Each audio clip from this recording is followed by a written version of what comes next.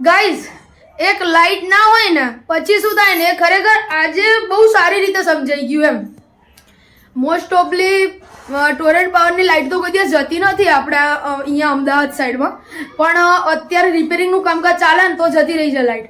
તો 3 વાગ્યાની લાઇટ ગઈ છે બપોરની, અત્યારે 4 વાગ્યા છે અને હજુ તો અમુક માહિતી ઉપરથી એવું ખબર પડે છે કે 5 વાગ્યા સુધી લાઇટ નહીં આવે. અમે લોકો તો ઊંઘ્યા હતા ચાલુ એસીમાં, એસી તરત બંધ થઈ ગયું, ઠંડક હતી એટલે ખબર ના પડી, પણ 10 મિનિટ પછી ખબર પડી કે લાઇટ જતી રહી છે. અને જેવું લાઇટ ગયું ને ફ્રેન્ડ્સ, તમે નહીં માનો, આખી લાઈન બહાર. શું કરે યાર, ગરમીથી રહેવાતું જ નહીં ખરેખર. અને આપણા ઘરે તો છે ને આમ મતલબ આમ સામે સૂરજ આવે, આમ તમે જોઈ શકો છો, ખબર પડી શકે છે તમને ફ્રેન્ડ્સ.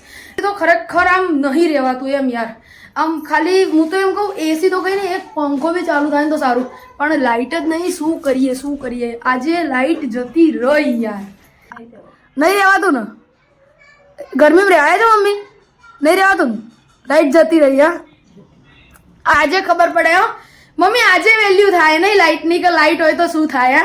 ફ્રેન્ડ્સ તમે જુઓ, આ એક લીમડો છે સોસાયટીમાં, એના સાઈડમાં બેઠી છું, ત્યારે જઈને થોડુંક ચેન પડી રહ્યું છે.